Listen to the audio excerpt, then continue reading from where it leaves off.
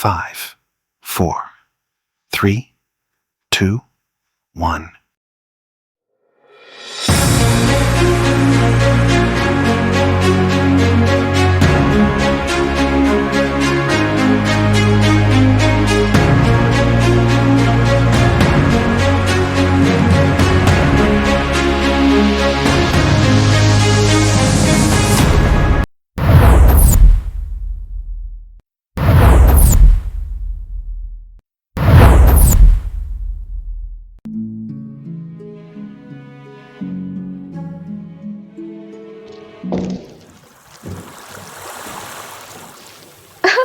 Hello there, sea friends.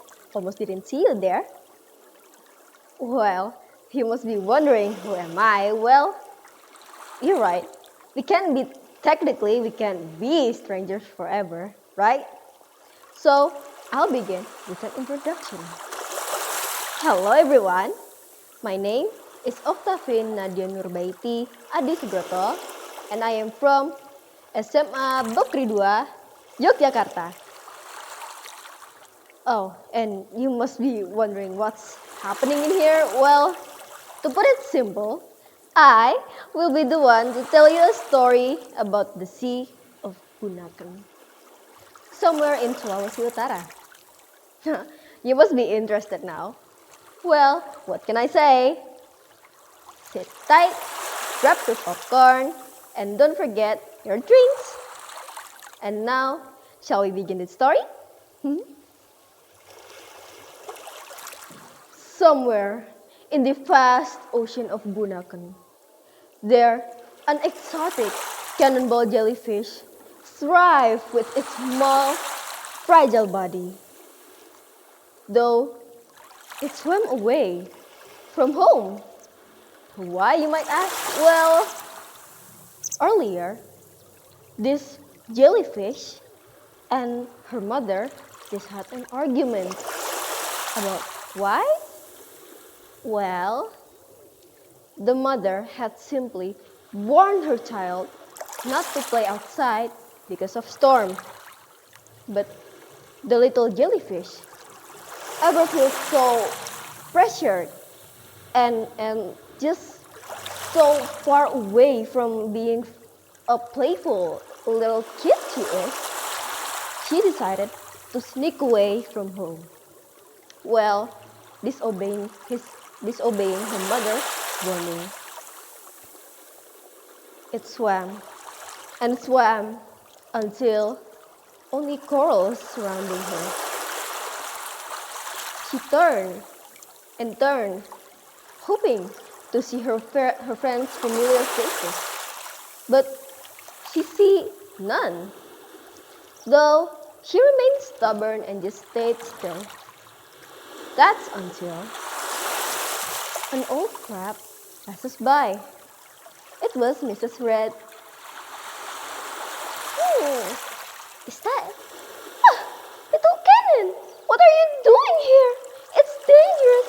You should go back home. Huh? Mrs. Red? I can't possibly go back now. It's too late. I've already argued with my mother. I can't go back now. It stomped its jellyfish aside. Though Mrs. Red remained calm and sighed. She gently took Little Cannon's hand and bring her back home.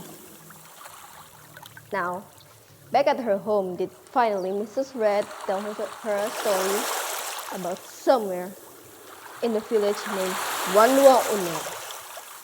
The story begins with two couples, Pontoh Roring and Mama Luan.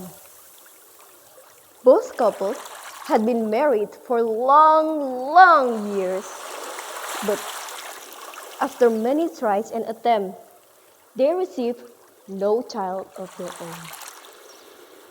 But not feeling the need to give up yet, did Pontoh Roring finally heard the news about a neighboring village that would do a ritual. A ritual? Yes, a ritual about Mama Luan to be conceived. And so, they waste no time. They participated in the ritual, and after many, many months, they finally had Keke Panangwan, which means beloved daughter. Yes, their first daughter. Now, Keke was no ordinary girl. She was brave, outgoing, and even kind. She's just the most adored person. But because of that, did her bravery cause her parents worry? Her parents decided to impose a strict rules on her. Well, that is until years after years, did Keke finally heard the news about a festival going on in her village. Keke decided to try her luck. She goes down, met her parents, and asked gently, innocently. But again, she was denied. Keke was so heartbroken. She ran back to her room and cried. That's until a light appeared from a window. It seems to be directing it to the festival? Keke was hesitant, but the longing of going out with her friends, dancing and just enjoying her times, could not be resisted.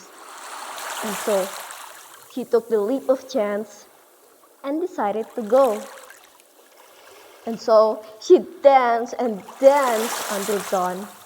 But as she returned home, her parents were so mad at her, was so upset to the point that she was disowned.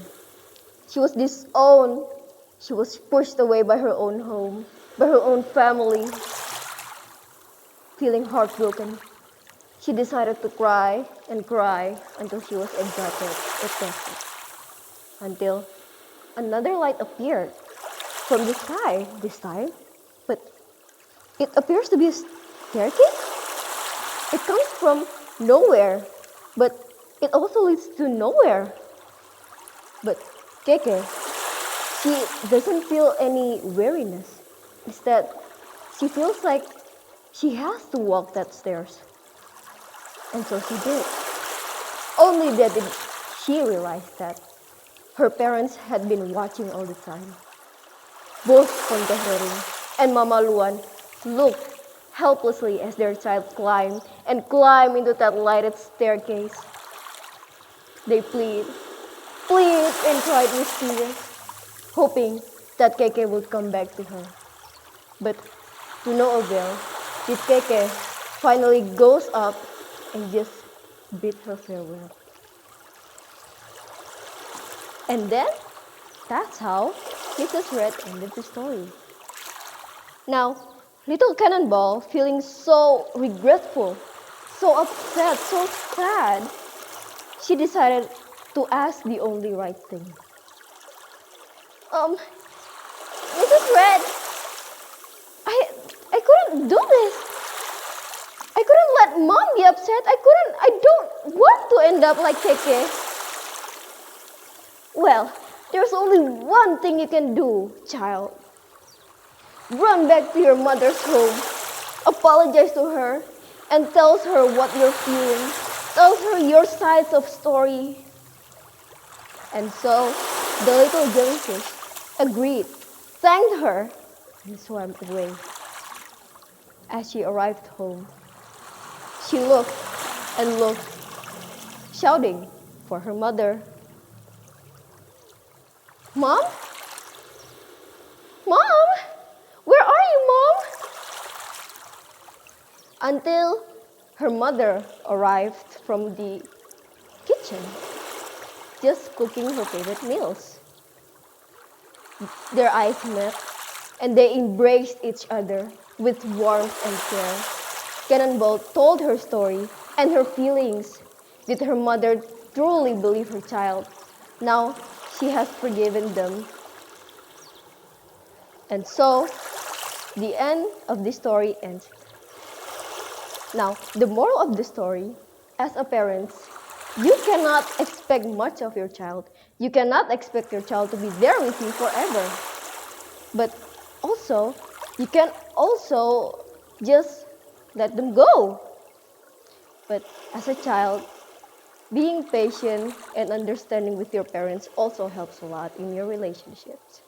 And so, that's all from me today. Sorry if there's any mistakes and misspellings, but I hope you can accept me and my story. And that's all from me today. Thank you so much. Bye bye.